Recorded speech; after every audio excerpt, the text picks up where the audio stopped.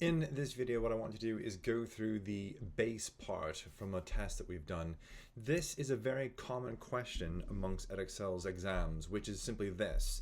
They're going to give you a MIDI track. In this case, it's going to be a bass track. They're also going to give you an example of how they want this bass to sound.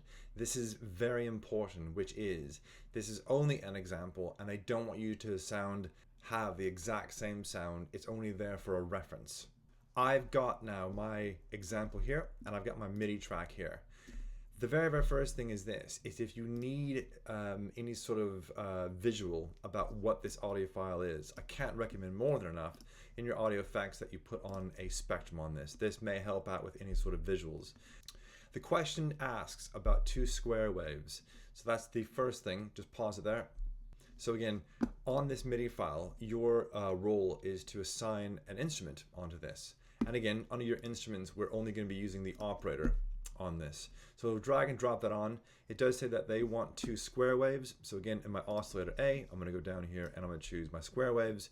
As long as it's one that you think represents the example, great, go for it. And then have on the second one is the same thing. So within this, don't forget that your second oscillator needs to be turned up. And again, this is up to you. Always use your ears. So now that I've got these two square waves, the next thing that I'm going to look at is probably the octave. The detuning and the filter is a little bit more tricky. So with the octave match, what I want to do is this. I want to go into my example and I want to find out which octave that this is at. Let me just mute this for a second. Now, if I play this, notice how that this lowest tone represents my note on this example. So in this case, as you can see from my mouse, and again, if you just look over here on this box, I'll put my mouse back there, you're going to see that this is a G0. So now what I have to do is do the exact same thing on my operator. I'm going to go into my operator, and if you just open up your event, what you're going to see is that this is on D4. So all you now need to do with this is to go back into your operator, look at your transpose button here, and then move this up or down. In this case, you're going to move it down by 4 octaves, which is minus 48, and that should be that. So this should now sound as the exact same octave as in your example.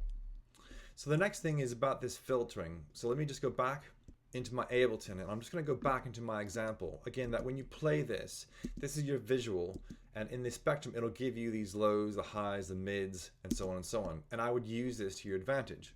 So just go back into your MIDI track, and you're going to adjust then this frequency to match what you think that you're hearing on the example.